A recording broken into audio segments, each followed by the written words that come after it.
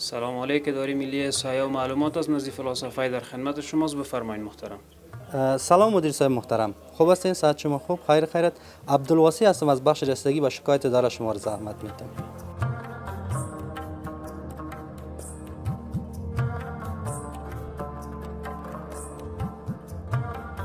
واحد دریافت و رسیدگی به شکایات حدود 1 سال قبل در چوکات اداره ملی احصایه و معلومات ایجاد شد.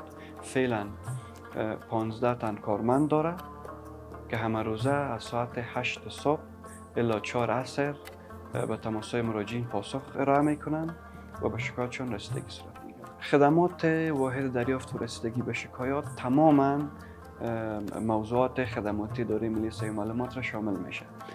بیشترین زنگ ها و تماس ها از خدمات تذکره الکترونیکی است که مردم از نحوه ثبت نام شروع تا قوانین و طرز العمل های اخذ تذکره الکترونیکی، آدرس های مراکز، همچنین سروی هایی که داره انجام میده در مورد سروی ها، آمار و ارقام، گاهی اوقات بست هایی که از جانب ریاست منابع بشری به اعلان سپرده میشه در مورد جزئیاتش، در مورد شارت لیست، نحوه امتحان مردم تماس میگیرن، سوال میکنن و همکارایان برشون پاسخ ارائه میکنن.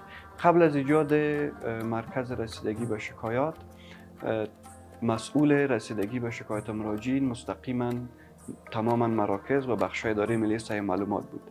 از اینکه ساحه خدمات اداره ملی احصایه معلومات گسترش پیدا کرد و میزان مراجعین همه روزه افزایش پیدا کرد و مراکز ما و سایر بخش‌های اداره ملی احصایه معلومات رسیدگی به تک تک شکایت مراجعین مشکل بود. به این خاطر یک مرکز مشخص به می هدف ایجاد شد تا بتانه که به شکایت مراجعین رسیدگی نماید.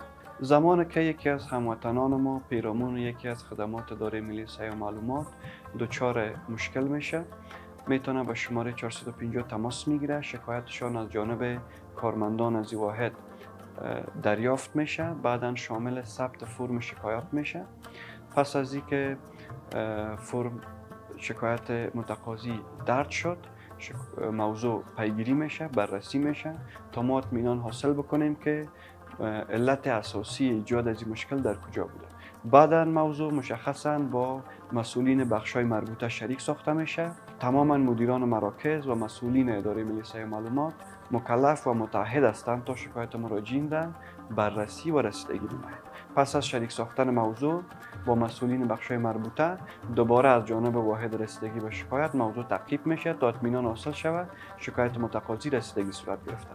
پس از اینکه شکایات مراجعین پیگیری و رسیدگی میشه، بعدا همکارای ما در این واحد دوباره به مراجعین تماس میگیرن و اطمینان حاصل میکنن که مشکل متقاضی حل شده و در صورتی که مشکل متقاضی حل نشده باشه، رضایتش حاصل نشده باشه، دوباره مجددا موضوع بررسی میشه تا اینکه ما اطمینان حاصل بکنیم که هیچ یک از همشهریان ما مشکلشان ناحل باقی نمانده.